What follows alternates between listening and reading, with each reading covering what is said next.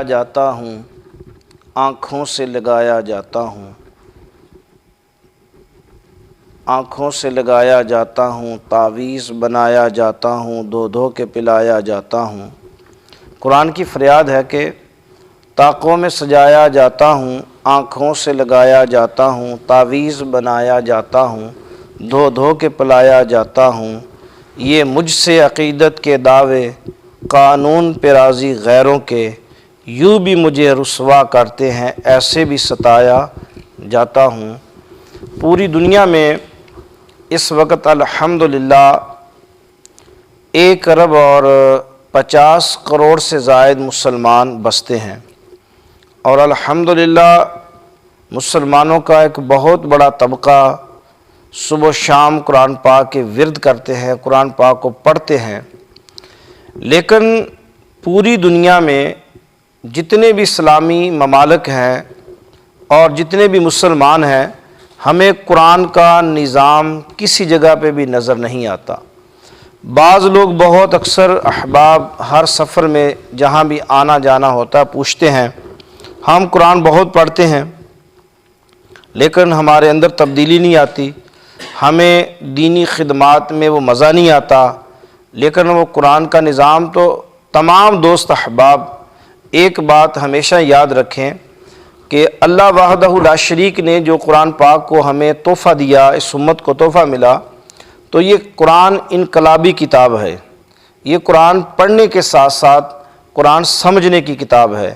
تو میں اکثر احباب کو ان سے عرض کرتا رہتا ہوں کہ آپ قرآن جتنا بھی پڑھیں گے، اگر سمجھیں گے نہیں تو پھر قرآن ہماری زندگی میں قطعاً ہمیں انقلاب نہیں برپا کروائے گا۔ تو قرآن پاک کے جو حقوق ہیں، اکثر ہمارے علماء آج تک لوگوں کو یہی نہیں بتاتے۔ کوئی فوتگی ہوئی، کسی خوشی کے موقع پہ پڑھ لیا، کسی غمی کے موقع پہ پڑھ لیا، کسی بیمار کے لیے پڑھ لیا، کسی مریض کے لیے پڑھ لیا۔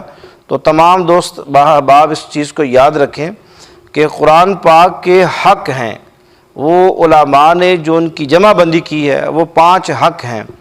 نمبر 1 کہ قرآن کو دیکھنا، یہ قرآن کا حق ہے۔ قرآن کی زیارت کرنا، قرآن کو صبح و شام زیارت کریں۔ من زار القرآن زارانی، آقا کریم صلی اللہ علیہ وسلم کی حدیث مبارکہ کا مفہوم ہے کہ جس نے قرآن کی زیارت کی اس نے میں محمد عربی صلی اللہ علیہ وسلم کی زیارت کی۔ قرآن آقا دو جہاں سرور کونین صلی اللہ علیہ وسلم کی ذات بابرکات پہ، ذات طیبہ پہ اللہ تبارک و تعالیٰ نے نازل فرمایا۔ قرآن کی زیارت کرنا، اور اس کے بعد ہے قرآن کو پڑھنا۔ اور پڑھنا کس طرح ہے؟ قرآن کو ترتیل کے ساتھ پڑھنا، ٹھہر ٹھہر کے پڑھنا، قرآن کو ادب کے ساتھ پڑھنا۔ اگر آپ قرآن کو لا یعنی سے پڑھیں گے، جلدی جلدی سے پڑھیں گے، تو قرآن کبھی بھی آپ کو وہ فائدہ نہیں دے گا۔ یہ زندہ کتاب ہے، یہ اللہ کا کلام ہے، اللہ کی کتاب ہے۔ آقا دو جہاں صلی اللہ علیہ وسلم کا وہ ایک ازلی ابدی معجزہ ہے جو قیامت تک کائنات میں یہ قائم اور دائم رہے گا، اور یہ کل قیامت کے دن بھی قرآن اس امت کی سفارش کرے گا اور اپنے پڑھنے والوں کے لیے بخشش کا ذریعہ بنے گا۔ تو قرآن پاک کی زیارت کرنا، اس کے بعد قرآن پاک کو ترتیل کے ساتھ پڑھنا، عشق کے ساتھ پڑھنا، شوق کے ساتھ پڑھنا۔ یہ نہیں ہے کہ میں نے 2 سپارے پڑھنے ہیں، میں نے 3 سپارے پڑھنے ہیں، میں نے 8 پاؤ پڑھنے ہیں، میں نے اتنا پڑھنا ہے۔ قرآن جتنا بھی پڑھا جائے اس کو خوبصورتی کے ساتھ پڑھنا، ترتیل کے ساتھ پڑھنا، ٹھہر ٹھہر کے پڑھنا، اور ایک ایک آیات پہ رک رک کے پڑھنا، اور پورے سکون کے ساتھ، تحمل کے ساتھ، عاجزی کے ساتھ۔ ادب والی کتاب ہے، اس کا ادب کرنا۔ اس کے بعد ہے کہ جو آپ نے پڑھا ہے اس کو سمجھنا۔ یہ پوائنٹ بڑا اہم اور مشکل ہے کہ قرآن کو سمجھنا بہت مشکل ہے۔ آپ نے جو پڑھا ہے اس کا مطلب کیا ہے، اس کا معانی کیا ہے، اس کا مفہوم کیا ہے۔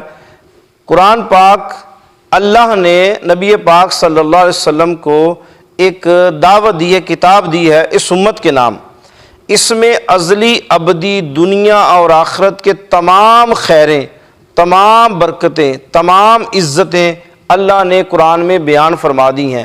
یہ کرو گے تو کامیابی ہوگی، یہ کرو گے تو ناکامی ہوگی، یہ کھاؤ گے یہ حلال ہے، یہ حرام ہے، یہ ٹھیک ہے، یہ غلط ہے، یہ درست ہے، یہ حلال ہے، یہ حرام ہے۔ اللہ وحدہ لا شریک نے اس قرآن مبین میں تمام خیریں، برکتیں، عافیتیں اس امت کے لیے دے دی ہیں۔ ایک شخص ایک خط کو پڑھ لیتا ہے لیکن اس کو سمجھ نہیں آتا، اس کو پتہ ہی نہیں ہے کیا لکھا ہے، تو اس کو کیا فائدہ دے گا؟ ایک آدمی خط لکھتا ہے کہ تم فلاں وقت یہ کرنا، فلاں وقت یہ کرنا، فلاں وقت یہ کرنا، اب وہ پڑھ تو رہا ہے، اسے سمجھ ہی نہیں آ رہا کہ اس کا مطلب کیا ہے، معنی کیا ہے، یہ کرنا کیا ہے۔ تو قرآن مقدس جو ہے، یہ کتاب جو ہے، یہ پڑھنے کے لیے کتاب ہے، یہ انقلابی کتاب ہے۔ اس کتاب نے قیامت تک دنیا میں راج کرنا ہے۔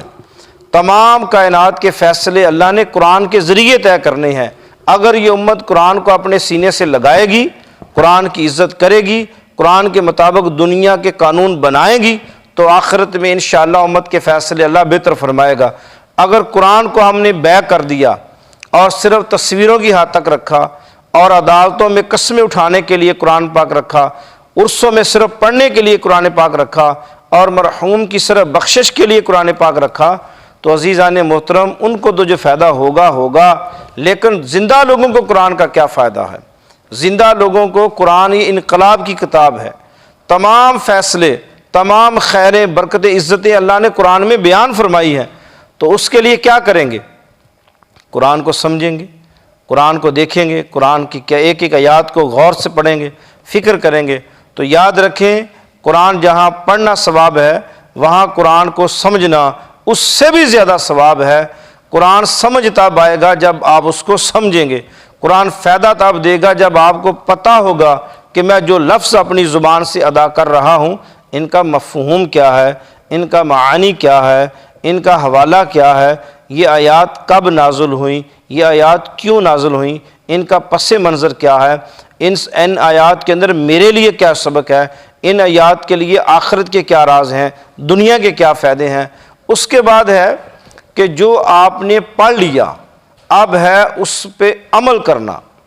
اب یہ چیز مشکل ہے، جس کو سورہ عصر میں بیان فرما دیا گیا، الا الذین آمنوا وعملوا الصالحات، جو لوگ ایمان لائے اور اس کے بعد انہوں نے عمل کیا۔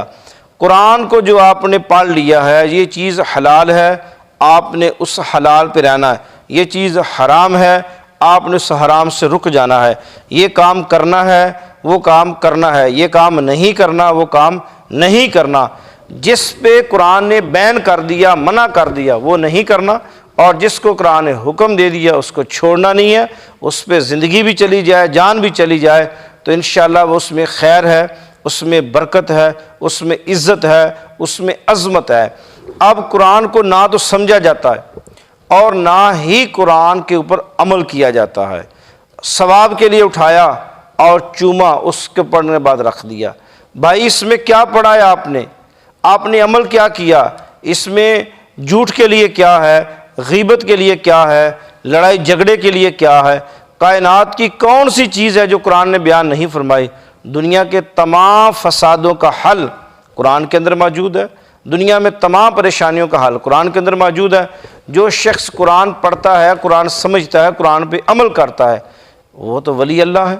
اس کی تو زندگی مثالی زندگی ہے، اس کی زندگی تو کائنات میں سب سے بہترین لوگوں کی زندگی ہے۔ اور اس کے بعد یہ ہے کہ جتنا آپ نے قرآن پڑھ لیا، قرآن سمجھ لیا، آپ نے عمل کر لیا، آگے ہے کہ اس کی تبلیغ کرنا۔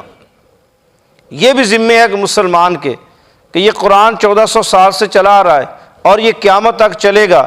ایک ایک آیات، ایک ایک مسلمان کے پاس اللہ کی اور اس کے حبیب سرور کونین صلی اللہ علیہ وسلم کی امانت ہے، اور اس امانت کو ہم نے آنے والی نسلوں تک کما حق کو ہو، جس طرح حق ہے ہم نے پہنچانا ہے۔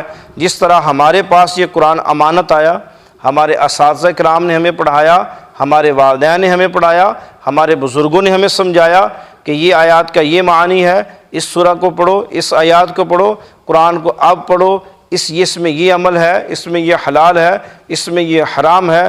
ایک ایک چیز کو علماء حق نے کھول کھول کے بیان کر دیا، تو یہ سلسلہ ہم تک آیا۔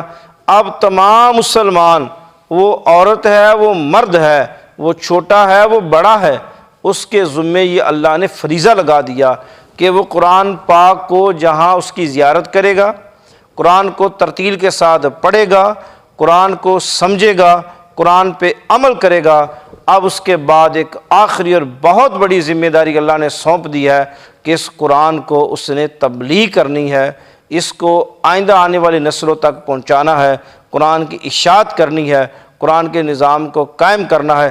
اگر اس طرح قرآن پاک کو پڑھا جائے گا، سمجھا جائے گا، عمل کیا جائے گا تو یہ قرآن کتابی اور انقلابی کتاب ہے۔ تو پھر آپ اپنی زندگی میں دیکھیں گے کہ انشاءاللہ جب عدالتیں قرآن کے مطابق ہوگی، جب مارکیٹ میں قرآن کے مطابق قاعدے قانون ہوں گے، جب ریاستی نظام قرآن کے مطابق ہوگا، جب دنیا کے تمام نظام قرآن کے مطابق ہوں گے تو انشاءاللہ پھر خیریں ہی خیریں ہیں، پھر برکتیں ہی برکتیں ہیں۔ پھر کوئی شخص یہ نہیں کہہ سکتا کہ جی ہم قرآن پڑھتے ہیں، قرآن فائدہ نہیں دیتا۔ قرآن فائدہ اس لیے نہیں دیتا کہ ہم تمام لوگ قرآن کو اپنے مقصد، اپنے مطلب اور اپنے لالچ کے لیے پڑھتے ہیں، قرآن کو سمجھتے نہیں ہیں، قرآن پہ عمل نہیں کرتے، اور ہمیں پتہ ہی نہیں ہے کہ جس آیات کو ہم پڑھ رہے ہیں اس میں اللہ نے گفتگو کیا فرمائی ہے۔ تو عزیزان محترم، اگر قرآن پاک سے 100% ہم نے فائدہ لینا ہے، کمالات لینے ہیں، کرشمات لینے ہیں، تو پھر اس قرآن کے ساتھ ہمیں محبت کرنی پڑے گی، اس قرآن کو سینے سے لگانا پڑے گا، اور جو چیزیں بیان ہوئی ہے، قرآن کی زیارت کرنا، قرآن کو ترتیل کے ساتھ پڑھنا، قرآن کو سمجھنا اور اس پہ عمل کرنا اور اس کی تبلیغ کرنا، اس کی اشاعت کرنا، اس کو عام کرنا، آئندہ آنے والی نسلوں تک پہنچانا، یہ آپ کے بھی ذمہ ہے اور میرے بھی ذمہ ہے۔ اللہ ہمیں اس فرض کو ادا کرنے کی توفیق